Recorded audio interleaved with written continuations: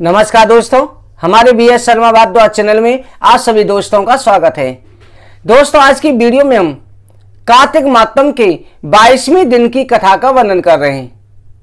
आज की कथा में महाराज सुदास को जो है राक्षस योनि में उस ब्रह्म पिशाच से वार्ता का प्रसंग वर्णन है। आप सभी ध्यान लगा करके इस कथा का श्रवण करें। बोलो कार्तिक मातम की जय।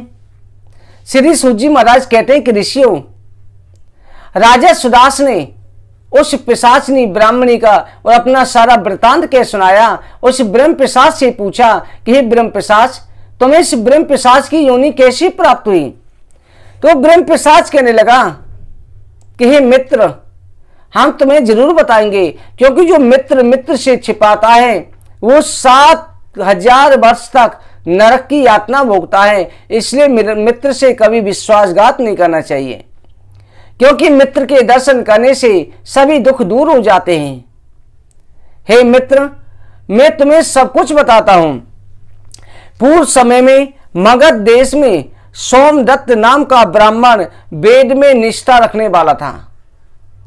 वो पूजा पाठ करता, धर्म शास्त्रों का आचरण करता, भगवान का भजन करता। हे मावाग, उस समय पर वो सोमदत्त ब्राह्मण हम ही थे। हमने अपनी विद्या के मद में गुरु को नाराज किया, इस कारण से जो है हमको ये गति प्राप्त हुई। हम ब्रह्म पिशाच की योनि में हमको सुख प्राप्त नहीं होता है। इसमें हमने हजारों ब्राह्मणों को खा डाला। नित्य भूख प्यास से पीड़ित रहते हैं। संसार का समस्त दुख हम भोग रहे हैं। मांस खाने से हम युक्त रहते हैं। गुरु के अपमान के कारण हमें ये राक्षस तत्व मिला। कलमास पाद कहने लगा कि हे मित्र, गुरु कैसा होता है और तुमने गुरु की क्या अपमान किया, किसकी स्तुति करी, ये कृपा करके बताएं। सोमदत्त जो ब्रह्म पिशाच था वो कहने लगा कि आदर से पूजनीय गुरु बहुत होते हैं। हम जो आपको गुरु के बारे में बताते हैं कि गुरु कितने प्रकार के होते हैं, जिससे हमें कोई भी ज्ञान प्राप्त हो जाए, कोई भी अच्छी शिक्षा प्राप्त होती है, वो भी हमारा गुरु ही होता है। वेदों को पढ़ाने वाले, वेद शास्त्रों को सुनाने वाले, नीति शास्त्र मंत्रों की व्याख्या करने वाले, वेद के वाक्यों का संदेह दूर करने वाले, वैसे रक्षा करने वाले, हमें कथा सुनाने वाले, धर्म ज्ञान देने वाले, वो हमारे गुरु ही होते हैं। गलत रास्ते से रोकने वाले हमारे गुरु होते हैं। हमारे ससुर, मामा, बड़ा भाई, पिता और गर्भ से लेके जन्म से लेके मृत्यु तक जो पूरे संस्कार कराता है ब्राह्मण, ये सब हमारे गुरु ही होते हैं। हमने इन सभी की वंदना करनी चाहिए। कलमास पाद कहते हैं, इनमें से जो बड़ा गुरु होता है, इनमें ना कोई छोटा होता है ना बड़ा होता है, पर सब श्रेष्ठ होते हैं। पर सबसे योग्य गुरु दीक्षा गुरु भी होता है। सोमदत्त कहने लगे कि हे कलमासपाद, हे राजा सुदास, इस समय पर हम गुरु के बारे में चर्चा करेंगे तो अवश्य हमारे पाप नष्ट होंगे, क्योंकि हम राक्षस लोग हैं। राक्षस योनि में पूजा पाठ धर्म कुछ नहीं कर सकते। इसलिए हमको जो है गुरु की आराधना ही करनी चाहिए। इससे हमारा कल्याण होगा। सब गुरु बराबर हैं। इसलिए उपदेश दाता यानी कभी भी अपने माता पिता को नाराज नहीं करना चाहिए। हमारे ससुर होते हैं, हमारे बड़े भाई होते हैं, इन सभी की हमेशा सेवा करनी चाहिए। जो हमारे पूजनीय हैं वो सब गुरु ही होते हैं। इनको कभी ऊंची आवाज में बात नहीं करनी चाहिए, न इनकी निंदा करनी चाहिए, अन्यथा ब्रह्म पिशाच योनि की प्राप्ति होती है। भक्तों, ध्यान रखना, सबसे पहली गुरु मां होती है। माता पिता से बढ़कर के संसार में कोई नहीं होता है। माता पिता के बाद में हमारा जो संस्कार कराता है वो गुरु होता है, फिर हमें जो विद्यादान कराता है वो गुरु होता है, और फिर हमें दीक्षा देता है वो गुरु होता है। इसलिए कभी भूल करके भी माता पिता का अपमान मत करो। माता पिता से बड़ा कोई गुरु नहीं है, तभी तो कहा गया है ना, माता पिता से बढ़कर जग में है कोई भगवान नहीं। जो दुख देता माता पिता को पापी है, इंसान नहीं। माता पिता को स्वयं परमात्मा ने माना है, पर आजकल क्या होता है, शादी हुई, शादी के बाद में माता पिता को ही भूल जाते हैं। कई घरों में तो हमने ये भी देखते हैं, माता पिता आस लगाए रहते हैं, घर पर पड़े रहते हैं, आप पत्नी के साथ में घूमने चले जाते हैं। माता पिता कैसे भी हों, माता पिता हमेशा पूजनीय होते हैं, उनका सत्कार करो, सम्मान करो, कभी निरादर मत करो। जो माता पिता को दुखी कर देता है, भगवान भी उससे नाराज हो जाते हैं। आप खुद सोचो, जब आप माता पिता बनते हैं, आप अपने बच्चों के लिए कितना कष्ट सहते हैं। आपको हर समय चिंता रहती है, नहीं पहले मैं अपने बच्चों को खिलाऊंगा, पीछे स्वयं खाऊंगा। माँ होती है, स्वयं भूखी रहती है, पर पहले बच्चे को खिलाती है। बच्चा जो है, ठंड का मौसम होता है, मलमूत्र त्याग कर देता है, माँ स्वयं गीले में सो जाती है, पर बच्चे को सूखे में सुलाती है। ऐसी माता पिता को जिसने माँ ने 9 महीने आपको कोख में रखा, इतने कष्ट सहे, आपके लिए क्या क्या नहीं सहा। आपको पैदा करने में उसने दूसरा जन्म दान किया, कितना कष्ट सहा, और उसी को भी बच्चे बड़े होकर के दुख खाते हैं, तो उसके दिल पे क्या बीतती होगी। इसलिए कभी माता पिता का निरादर मत करो। माता, हम ये नहीं कहते कि आप पत्नी का ख्याल मत रखो, बच्चों का ख्याल मत रखो, उनका भी रखो, पर माता पिता को सर्वोपरि करके रखो। अगर आप अपने माता पिता की सेवा करेंगे, आपके बच्चे भी वही सीखेंगे, वो भी आपकी सेवा करेंगे। माता पिता, गुरु अगर गाली भी दे रहे हो तब भी उनका सम्मान करो। ये मत सोचो कि माता पिता कभी द्वेष करते हैं, भेदभाव करते हैं। आप अपनी 5 उंगलियों में किसी अंग में भेदभाव करेंगे? एक उंगली चिरती है, कांटा भी लगता है तो दर्द पूरे शरीर को होता है। ब्रह्म पिशाच कह रहा है कि हे कलमास्पद, ये सब गुरु बराबर के होते हैं, इनकी पूजा करनी चाहिए। देव पूजा से योग्य, शास्त्रों को पढ़ाने वाला, वेद ग्रंथों का ज्ञान देने वाला जो ब्राह्मण होता है वो भी गुरु होता है। जिस ब्राह्मण से हम पूजा पाठ कराते हैं उनसे भी ऊंची आवाज में बात मत करो।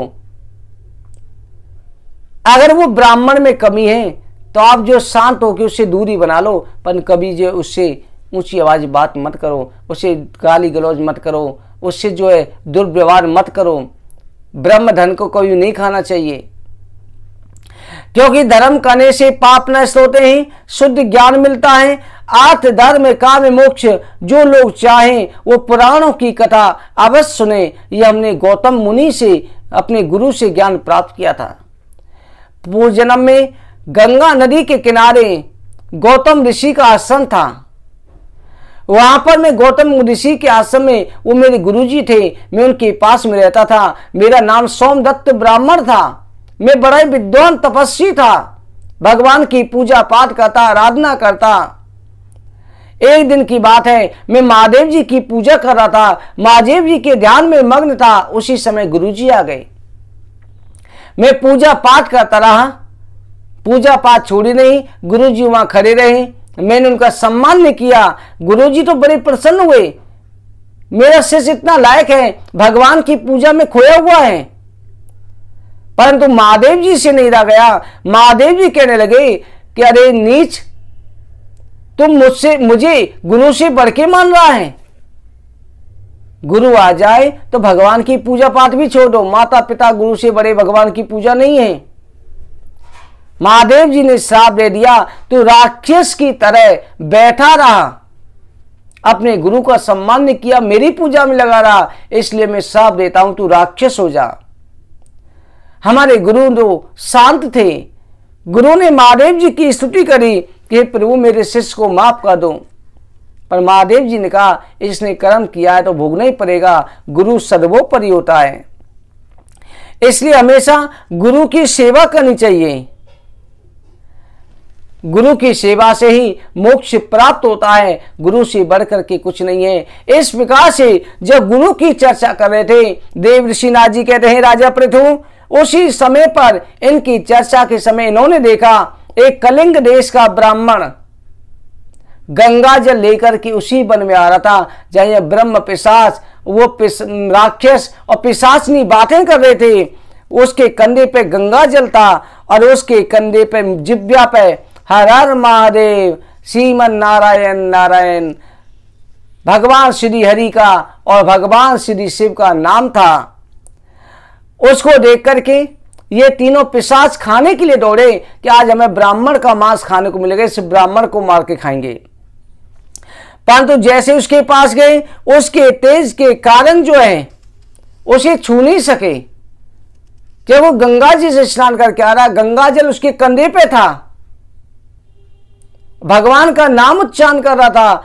वो राक्षस जो है और राक्षसनी सभी हाथ जोड़ के दूर से कहने लगे, अरे कल्याण स्वरूप महात्मा, आज हमने बहुत ब्राह्मण खा रखे थे पर तुम्हें खाने गए, आज महादेव जी ने तुम्हारी रक्षा करी, हम तुम्हें स्पर्श भी नहीं कर पाए। महादेव के नाम के मातम से हम राक्षस लोग परम शांति को प्राप्त होते हैं। यह बात जो है बड़ी श्रेष्ठ है। पृथ्वी में गंगा जल की समानता कोई नहीं कर सकता। अगर एक बूंद गंगा जल भी प्राप्त हो जाती है, 21 कुलों को पवित्र कर देती है।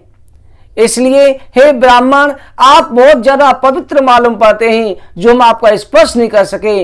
आज गंगा जी से आप हमको पवित्र कर दो, हमें गंगा जी से स्नान करा दो। हम गंगा जी किनारे जा नहीं सकते क्योंकि शिव विष्णु के दूत हमें प्रवेश नहीं करने देते हैं। लोक की माता गंगा जी में ऐसी हमारी भक्ति है। कृपा करके आप जो है तुलसी दल से युक्त गंगा जल का अभिषेक करें। उसी समय गर्ग ऋषि ने, गर्ग ब्राह्मण ने कहा, ये गंगा जल में अपने माता पिता के लिए जा रहा था, पर तुम्हारा कल्याण होगा, मैं दोबारा लेके आ जाऊंगा। उसने तुलसी दल डाला, तुलसी दल और गंगा जल जिसे प्राप्त हो गई, उसके तो कहना ही क्या। उससे उन राक्षसों का अभिषेक किया। थोड़ा सा जैसे ही अभिषेक करा, वो राक्षस तत्व छोड़ करके देवताओं के समान हो गए। वो पुत्र युक्त ब्राह्मणी और सोमदत्त ब्राह्मण शंख चक्र गदा परम धारण करके 4 भुजा वाले हो गए और गर्ग मुनि की स्तुति करी। उसी समय विमान आया, उस ब्राह्मणी को, उसके पुत्र को और साथ में उस पिशाच को, जो है ब्रह्म पिशाच था, उसको बैठा करके बैकुंठ ले गए। उस समय कलमास्पाद जो है उसकी मुक्ति नहीं हुई कि उसे आजीवन राक्षस होने का श्राप दे दिया था। उसे बड़ी चिंता हुई तो उसके अंदर से सरस्वती देवी ने आकाशवाणी करी, हे राजन, दुख ना करो, राज्य के अंत में तुम्हारा भी कल्याण होगा, तुम्हें भी भगवान विष्णु की भक्ति से मोक्ष प्राप्त होगा, तुम गुरु का स्मरण करो। उसी समय गर्ग ऋषि गुरु का, भगवान विष्णु का ध्यान करते हुए काशी नगरी में चले गए। 6 महीना काशी में रहे, भगवान महादेव की पूजा करी, दर्शन किया, परम आनंद को प्राप्त किया। फिर कुछ समय के बाद गुरु वशिष्ठ जी आए। गुरु वशिष्ठ जी ने उनका गंगा जी से अभिषेक किया, अपनी तपस्या के फल से उनको मुक्ति प्राप्त कराई। काशी नगरी में गुरु वशिष्ठ जी के द्वारा मुक्ति प्राप्त करने पर राजा कलमास्पाद भी मुक्त हो गए और कलमास्पाद जो है भगवान ब्रह्मा विष्णु महेश भी जिनका पा नहीं पाते, उन गंगा जी का गुणगान करने लगे, महादेव जी और भगवान विष्णु की भक्ति करने लगे और आखिर समय में बैकुंठ लोक को गए। इस राजा कलमास्पाद को कोई संतान नहीं हो पा रही थी, इसे श्राप लगा हुआ था। इसलिए गुरु वशिष्ठ जी ने इसकी पत्नी को अपने योग बल से गर्भ धारण कराया और जो गर्भ जो है कई हजार वर्ष तक पैदा नहीं हुआ तो पत्थर लेकर के रानी के पेट पर मारा, जिससे जो है एक पुत्र पैदा हुआ जिसका नाम अश्वक पड़ा।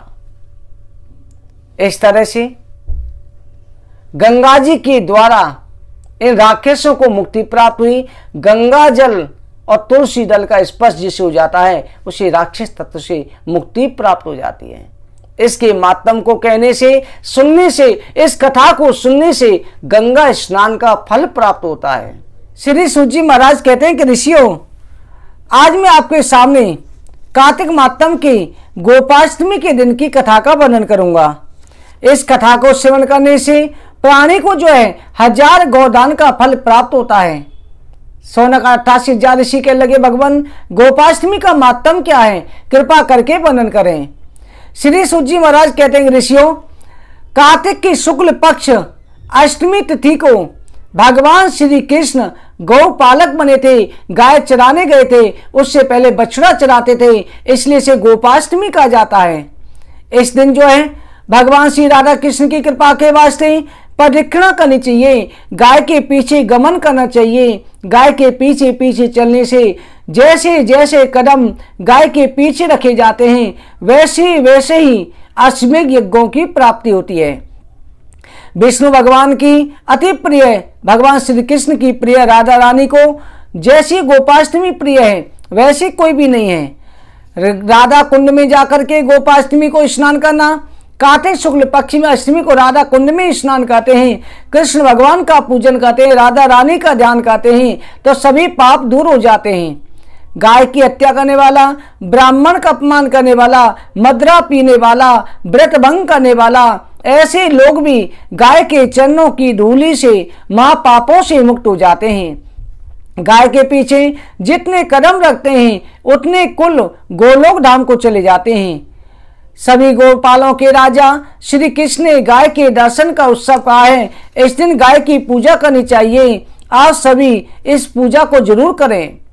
भगवान श्री कृष्ण स्वयं कहते हैं, जो मेरा परम भक्त है, भक्ति से चंदन अक्षर पुष्प इत्यादि से गाय का पूजन करता है, सो मेरा अनंत पूजन हो जाता है। जो कोई गोपाष्टमी के दिन गाय को आटे का पेड़ा, लड्डू, पका हुआ अन्न देता है, वो मनुष्य अनंत पुण्यों को प्राप्त करता है।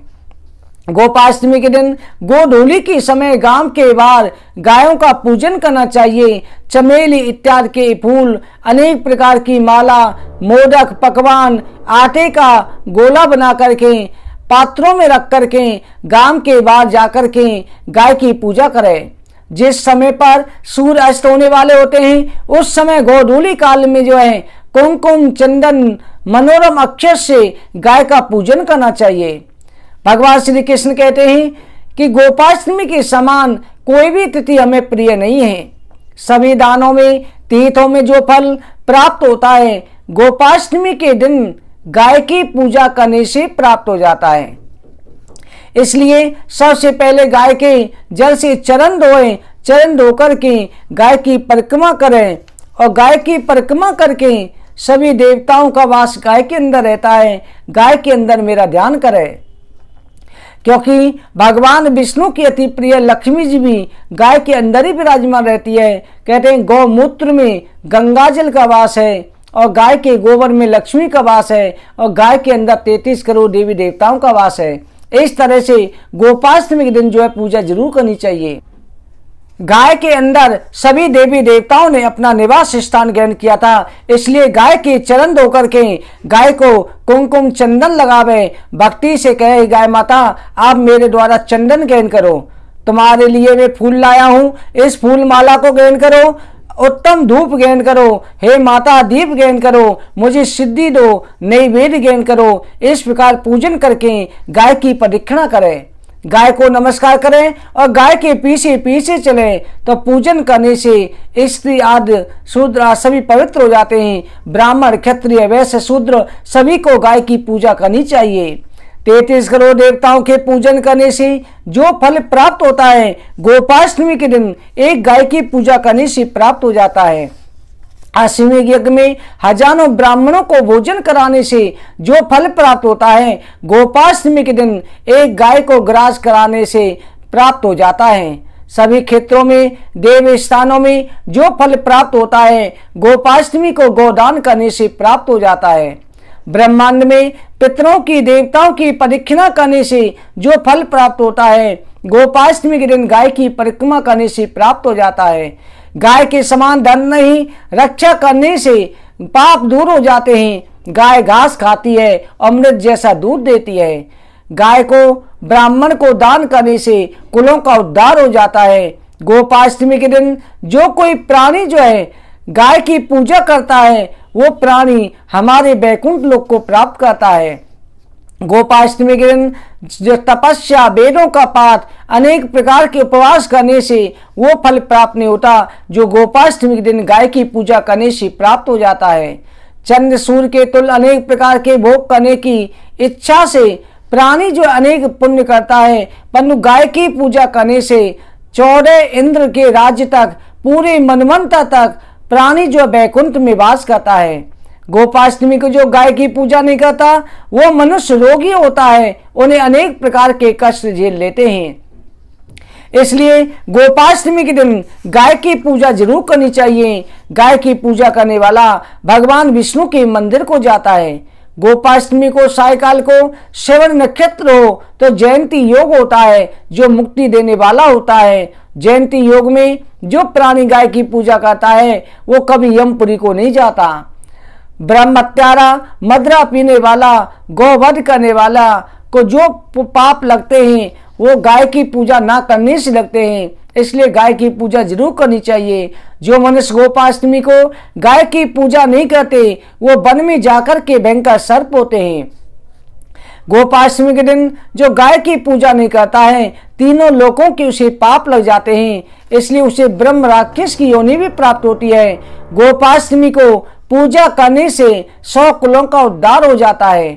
गोपाष्टमी के दिन शाम को गाय की पूजा करने का महाफल है। भगवान श्री कृष्ण कहते हैं, मेरा भक्त स्त्री हो या पुरुष हो, उसी जो है पुत्र पौत्र आरोग्य भाग्य इसी जन्म में प्राप्त हो जाते हैं जो गाय की पूजा करता है। वैकुंठ में अनेक प्रकार के भोग एवं लक्ष्य वर्ष भोग करके मृत्यु लोक में धर्म युक्त राजाओं में बड़े घरों में जन्म लेता है। गोपाष्टमी के दिन पूजन करने वाला यमपुरी को छोड़कर के सीधा वैकुंठ चला जाता है। जिस देश में जिस घर में गाय की पूजा होती है वहां कभी अमंगल हो ही नहीं सकता, हर समय पर मंगल रहता है। उस देश पर कभी अकाल नहीं पड़ते, उस राज्य में कभी अकाल नहीं पड़ते जो गाय की पूजा करते हैं। उस घर में कभी उपद्रव नहीं होते, जिसका वंश नहीं चल रहा हो, जिसकी संतान नहीं हो रही हो, और वो गाय की पूजा करे तो उन्हें भी संतान की प्राप्ति हो जाती है। घर में गोपाष्टमी को गाय की पूजन करने से संपदा मिलती है, धन दान की प्राप्ति होती है और कोई भी उपद्रव उस घर में नहीं रहता है। गोपाष्टमी को उत्सव जो करते हैं दूसरों से कराते हैं, उनके घर में लक्ष्मी स्थिर रहती है। मृत्यु काल में भगवान श्री कृष्ण का स्मरण करता है, गोपाष्टमी करने वाले के सारे कार्य सिद्ध हो जाते हैं। शाम को श्रवण नक्षत्र हो, अष्टमी तिथि हो तो सबसे ज्यादा श्रेष्ठ रहता है। यह जयंती योग कहलाता है। इसमें पूजा करने से महापाप दूर हो जाते हैं। बहुत कहने से क्या, गोपाष्टमी को गाय की पूजा करने वाला गोलोक धाम को प्राप्त होता है। इससे बढ़कर के कोई यज्ञ तप नहीं है। भगवान श्री कृष्ण ने स्वयं गाय की पूजा करी है। दान तीर्थ सबसे ज्यादा जो है गाय की पूजा करने से प्राप्त होते हैं। जैसे कमल का पत्ता पानी में नहीं डूबता, उसी तरह से जो पुरुष गाय की पूजा करता है संसार सागर में नहीं डूबता है। सूत जी कहते हैं, तुमने पूछा कि गोपाष्टमी को क्या फल होता है, वो मैंने बताया। सभी पापों का नाश करने वाला ये गोपाष्टमी का दिन ऐसा है कि इस दिन कोई भी स्त्री पुरुष गाय की पूजा करता है, प्रत्येक वर्ष करता है, तो उसको पुत्र पौत्र आरोग्य धन दान दीर्घायु प्राप्त होती है। उस घर में हमेशा धन दान की बरकत बनी रहती है और मनोवांछित फलों की प्राप्ति होती है। जिस देश में गाय की पूजा होती है वहां समय पर मेघ बरसते हैं, शत्रुओं का भय नहीं रहता। भगवान नारायण की हमेशा उस देश में उस परिवारों में कृपा बनी रहती है। इस प्रकार से भक्तों गोपाष्टमी के दिन जो है गाय की पूजा जरूर करनी चाहिए। श्री सूत जी महाराज कहते हैं, ऋषियों आज की कथा का यहीं पर हम विश्राम करते हैं। आगे कथा का कल के अध्याय में वर्णन करेंगे। बोलो कार्तिक मातम की जय। भक्तों आज जो है अष्टमी तिथि को नारियल नहीं खाना है। नारियल का सेवन अष्टमी तिथि को वर्जित है। आप सभी के ऊपर गाय माता की हमेशा कृपा बनी रहे। पुत्र पुत्र धन दान भुक्ति मुक्ति अर्थ धर्म का मोक्ष की प्राप्ति हो। आप सभी को जय श्री कृष्ण।